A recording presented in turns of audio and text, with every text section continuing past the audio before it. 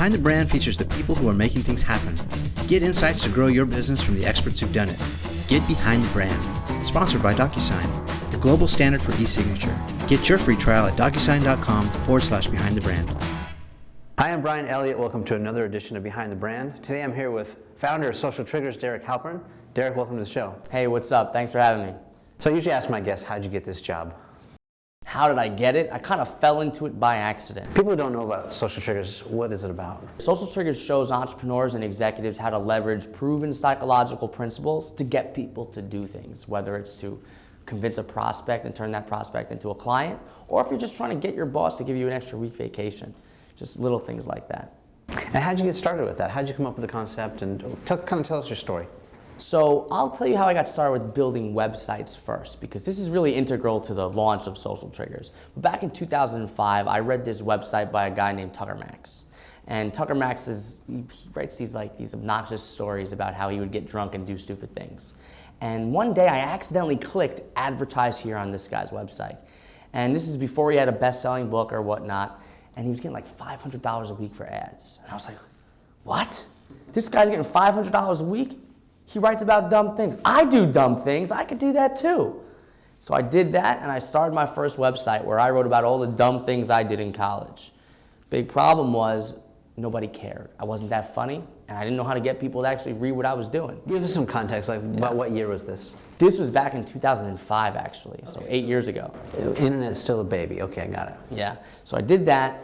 Then I went back to Tucker Max after I failed at doing this for a little bit to get some inspiration, try to figure out what's going on.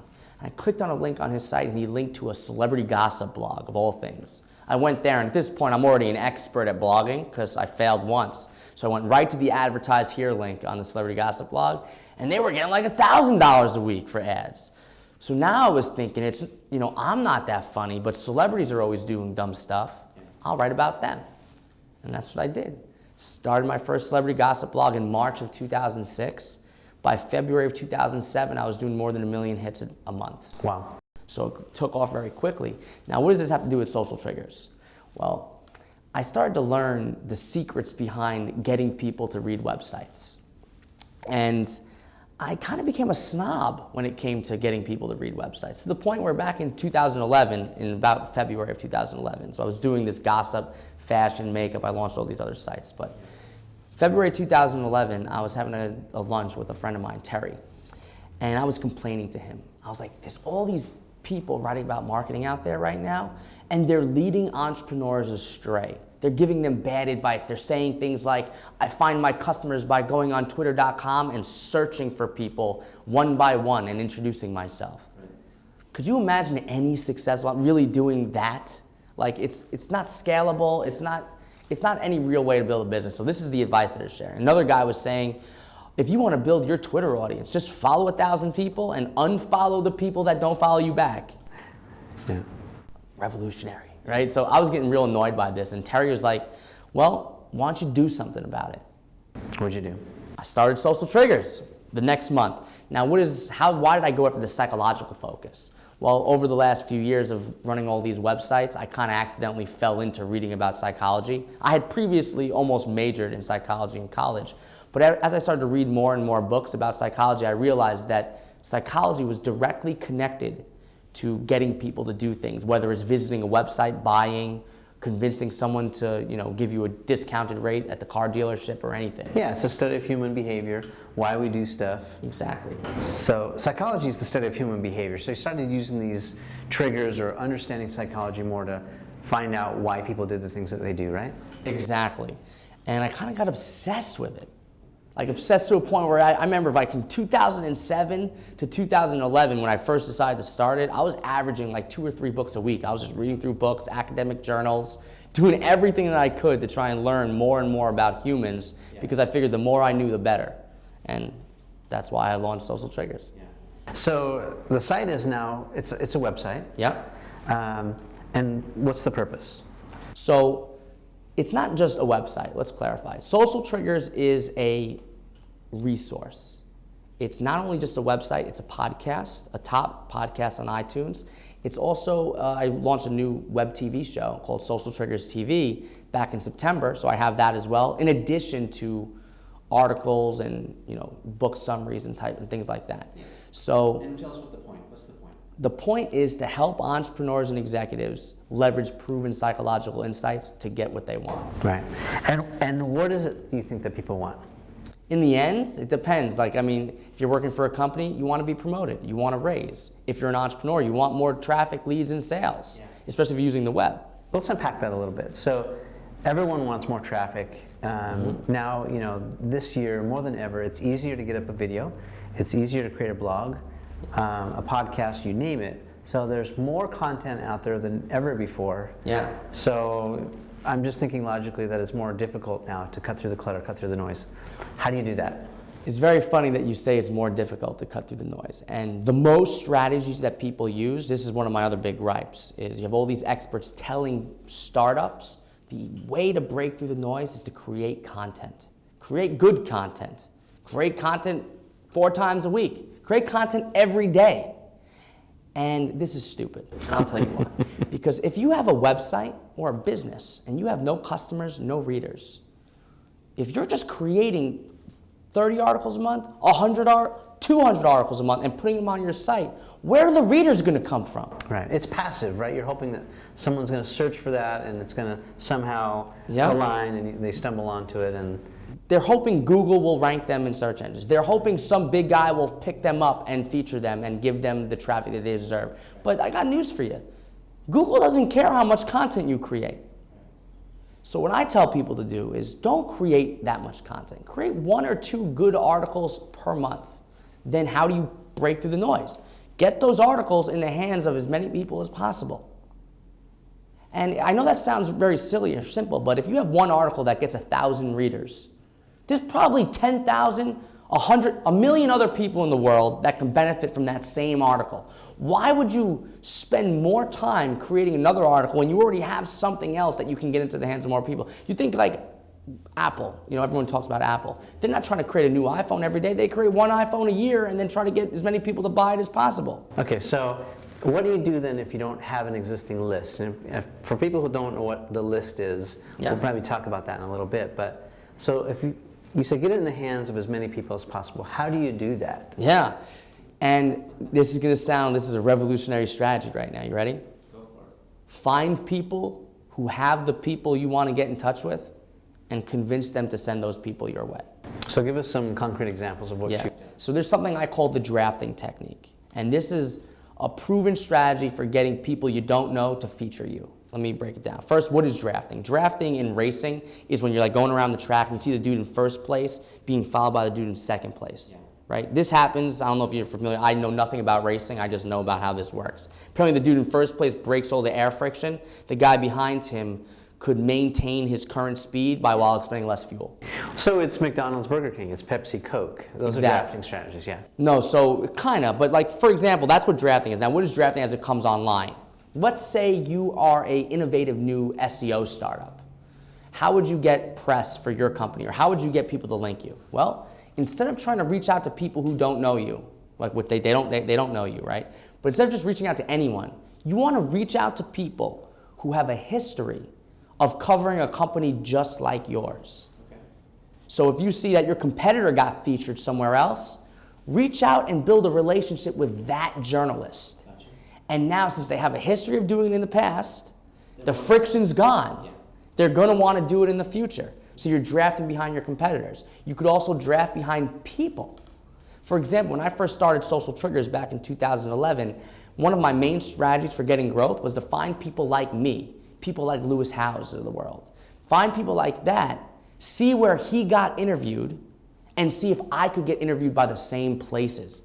So you could draft behind competitors, you could draft behind people, or you can draft behind specific journalists. You might know that one journalist has a history of covering tech companies, and they might not cover your direct competitor, but they might be interested in covering yours as well. So build a relationship with that journalist. Now, how do you get in touch with these people? Send an email. When you're reaching out to people, you don't want to just reach out to them and ask them for something on the first email. I get that all the time, and I ignore those emails. I actually get pissed off by those emails. Yeah, you don't have permission. You haven't earned trust. Yes. So what you want to do at first is you want to provide value to those people. Now, what can you provide value? You might notice that they wrote an article about something, and they might have left a little tidbit of information out of that article. You can reach out to them and say, hey, just read your article, I enjoyed it. Here's something else you might be interested in. They may not write about that, but they're going to be, you're going to get your name in front of them in a way that's positive, not in a way that's just trying to take something from them. Yeah, I like that. And I think what you're saying is really subtle, so I want to underscore what you're saying. It's really, a boxing metaphor. It's like jab, jab, jab, and then you go for the knockout punch versus leading with the knockout punch, right? Exactly. You got to build the trust. You got to build a rapport. You got to get permission to talk to these people, right? Because absolutely. They're a big deal. You're probably not a big deal. That's what you're saying. Exactly. And there's actually, it all stems down to incentives. Like people, journalists, everyone I know that has ever gotten a big piece of press landed that piece of press because they had the relationship with the person previously to that, like prior to that press release or whatever. That's basically it. You have to build that relationship, but it's about incentives. And there's 3 types of incentives. Actually, the Freakonomics guys wrote about this in one of their books. There's the moral incentive, the social incentive, and the economic incentive. Now, economic incentives are, that's common sense. What are they getting out of it that's directly benefiting them? Yeah. Money, gadgets, whatever. You can't bribe journalists, but you know what I'm saying. That's like an economic incentive. A social incentive is you might notice that a journalist is writing about a big social cause, and they have a history of covering this social cause. Maybe this social cause means something to your company. Maybe you want to promote this cause in such a way where you're going to give up 1% of your profits to this cause. We just had Scott Harrison from Charity Water on. Okay. Yeah, that's a great example of a great cause. Exactly. So you want to give up some of your profits for this cause, you can reach out to a journalist that covered, let's say, Charity Water and say, hey, we're supporting Charity Water by giving 1%. And that's a good way to just introduce yourself. Don't cover it, but just let them know that this is out there. It's a good way to show that you're giving this like social incentive, like you want to be. You're building on their common ground and exactly. on their interests. Exactly. Then the third thing is just the moral incentive, because just to do the right thing. They might have wrote an article about something, they left out a key fact and they don't want to be wrong.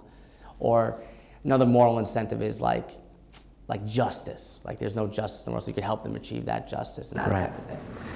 I actually go into this more detail. There's a free ebook called How to Email Influential People. It's like a video where I kind of walk through the scripts of how to use that stuff, but it's kind of common sense. And when I share this with people, they always look at me like, it's that easy? Where can they get the free ebook? We'll list it below or something. Oh yeah, so it'll be at socialtriggers.com, and it'll just be a link. If you just Google how to email influential people, it'll be the first result on Google. Cool. So with that, people always think it's like that's common sense. Is it really that easy? Is that really what you did? And actually, just last night I was having some drinks with Mark and Angel. They run a really popular blog called Mark and Angel Hack Life. They got like hundreds of thousands of visitors a day or whatever.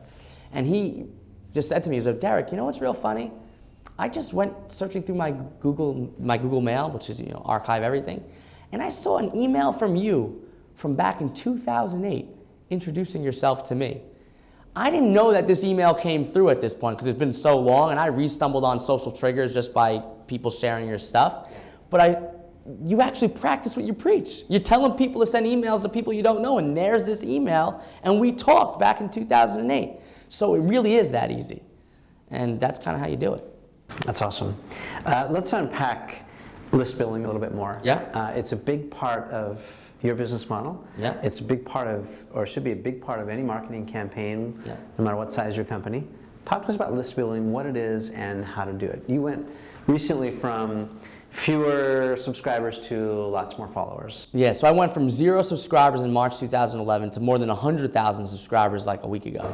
And you have not bought a list, you haven't done any of that stuff? No, I didn't buy a list, but I have bought advertising for the company. But I didn't buy like an email list and then upload it. That's a horrible way to build a list. Yeah, some people might think of that as, a shortcut, but I want to just make it clear that we're not talking about that at all. Yeah, exactly. So there's a lot of people out there that are scared to build their email list. You'll see, and they might not admit to being scared, but if you go to their website, you'll see their email sign-up form like at the bottom of the page. Yeah, it's hidden. It's hidden. Why would you do that? Yeah. So stupid. And I actually talked to this guy. He runs a software company with more than 300,000 users, and he told me, he's like, Derek, we're trying to position ourselves differently than our competitors. Our competitors are very aggressive about getting emails. We don't want to be that aggressive. We want to be known as the nice guys. And I just sat down with him. I was like, can I ask you a question? you want to be known for the people who are not willing to sell their own product? And he goes, well, I didn't say that. I was like, well, I want to ask you a question again. If you're hiding your email sign-up form at the bottom of your page, what's happening? For every 100 people that visit your site, maybe one becomes a customer? Yeah, they're just bouncing. What happened to the other 99 people? They probably leave your site and never come back and probably stumble on your competitor. Do you think your product is better than your competitors? He says, yes. You're doing your customers a disservice by not collecting that email because you were losing out on those people, so it's hurting your business, but they're going to a competing product which is worse than your product. So I always tell people, don't hide the email list sign up form. If you go to socialtriggers.com, you'll see at the top of the bar, this big box right at the top called sign up to my email list. And it converts like 10% of the people into email subscribers. It's aggressive, and you know what? I was able to build my list fast because I wasn't focused on getting 500 visitors and only getting 5 subscribers. I was trying to get 500 visitors, and I was trying to keep 100 of them. And that's the secret in the beginning, especially, is try to turn your visitors into leads. So what's it good for? That's what, I mean, I understand it, but maybe Yeah. for those who are new at list building, so what's the value of the list? There's 2 main things that are very important about this list. First thing, people stumble on your company, they might not be ready to buy yet. They might be in the mood to buy maybe within 3 months or a month, but they're not ready to buy yet. You're only right now converting the people who are ready to buy if you don't build an email list. So the first thing is those people are not ready to buy yet. Having an email list lets you keep in touch with those people so they can buy from you later. The second thing is, if you're giving out some valuable content, you're not just talking about yourself all the time, but you're giving some valuable content that your ideal customer will love. This is a way to get your existing people who may have bought or may not have bought yet something to share with their friends. I mean, I think Joe Girard said that there's every person has like 200 people that they can invite to a wedding or something like that. That means for every one person on your email list, they have 200 people that they could potentially refer your way for business. And getting them on your email list keeps you top of mind. Now, I want to just take this a little bit further. There's 3 types of people in the world when you're selling. There's the people who are going to buy from you no matter what. There's the people who are never going to buy from you. The people who buy from you no matter what, those are like your loyal fans. These are the people that know who you are, they trust you, they're going to go to your site and buy sight unseen. Yeah. Like Apple again. Every time they come out with a new product, Apple Retina display came out, ordered. Didn't even have to read the description. But so those are the fans. Then there's people who will never buy from you ever. Non-believers. Non-believers. And the third type of people are people I call sideliners. These are people right on the line. These are people who could be buyers, they could shift to loyal fans, or they could shift to people who are non-believers. Yeah. The only way to get those sideliners to the buyers, to the true fans, is to keep in touch with them, to nurture that relationship. And having an email list where you're sharing good, valuable content with those people is a great way to move them from sideliner to buyer. So I want to get a little bit more specific. So I want to know, so there are some companies that will just roadblock their website and force people to either opt in or not. And you know, they kind of put all the content behind this walled garden. How do you feel about that tactic? Really depends. I think AppSumo does that. I feel pretty great about that tactic if it's working real well. It's kind of like AppSumo does it. Do you know Gilt? G-I-L-T. It's a company. So they sell clothing. Yeah. And if you go there, you can kind of browse around, but as soon as you click something, it's like, oh, see today's daily deals. A pop-up comes up, sign up for Gilt. Well, that's a true membership site, right? Yep. And you can't ever really look at anything without signing up and giving your email address. Yeah. It's an email list. I mean, it's a membership site, but it's really just an email list kind of. Yeah. And they give you the ability to make a password, so it's a membership, but it's really an email list. And I think that it's a great strategy for someone who just wants to build email. A lot of these companies, like those companies that do that, they're not relying on organic sharing as much as they're relying from search engines or social media or whatever, as much as they're relying on like paid traffic or in traffic with incentives. Like they give people referral fees, they buy ads to grow their lists or whatnot. Works great. However, with me, with Social Triggers, it's a blog. It's mainly a blog. My content ranks highly in search engines. You know, if you Google like how to become famous, just Google how to become, you'll see me as the number 2 result where I shared some psychological research about how to become famous. Gotcha. And so I get a lot of my traffic from search. I get also a majority of my traffic from like social media referrals. But the third place where I get a ton of traffic is people just sending a link to my content to their friends. And I'm always asking them to do that. And if I keep getting those referrals, it's hard to do that behind a walled garden, as they say. So I don't know, I don't have any bad feelings about it because I know it works. But I don't have any good feelings about it because it doesn't work for me yet. So you kind of got a hybrid going. You've got it nice and bold and prominent at the top, and you're hoping that you'll be able to convince them through the content. Exactly. Gotcha. And I might be more aggressive in the future. I'm pretty aggressive right now, and it's working real well. But I'm not against going, more aggressive. I know that every email that gets on my list is the chance to earn more revenue for my company and the chance to just help more people. So like I said, if you're not building your email list, you're doing your customers a disservice. And I really believe this. So I know that if I have to be more aggressive to do that, I might turn some people off, but those people probably would never have been buyers anyway. So let's talk about monetizing, because that's a big question too. So whether you're a startup or you've got these aspirations to be this influencer, how do you feel about monetizing the content and share some tips and tricks? Yeah. So let's say in my business, I create training products, helping people to learn how to do stuff. Right? Okay.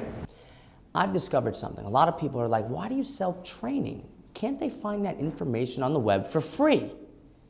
The answer is yes. You can find a lot of information on the web for free, but think about this for a second. If you could, why haven't they? I'll tell you why. Because it's a lot of work. There could be 1 million articles about how to negotiate. There could be 100 million articles about how to build an email list. How do you know what's good advice? How do you know if you're reading advice from someone who actually matters? How do you know it actually works? Right.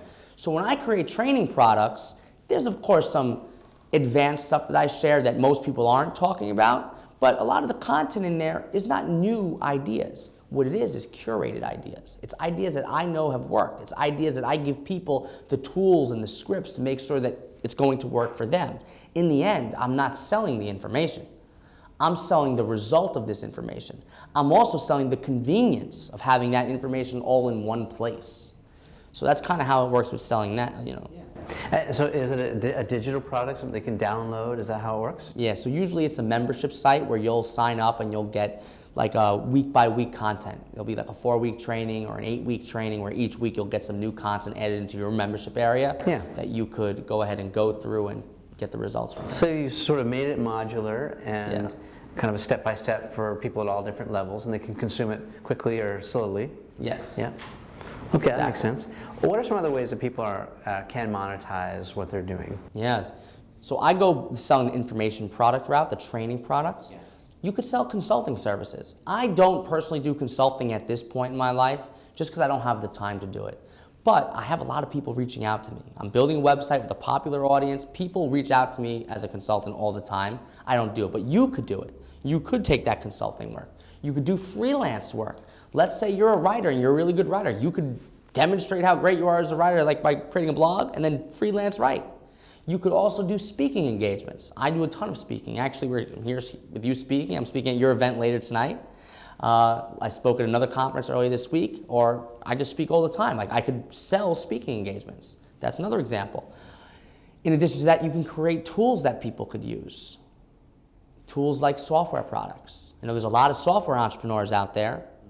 You can create software and sell them some software. All right, so we've been spending a little time with founder of Social Triggers, Derek Halpern. Derek, where can people go to find out more about Social Triggers? They can find more about me, take a guess, socialtriggers.com. And if you want to get the best stuff, revolutionary insight, get on the email list. All right, thanks for being part of the show. Thank you. This Behind the Brand episode is brought to you by DocuSign, the global standard for e-signature. Get your free trial at DocuSign.com/behindthebrand.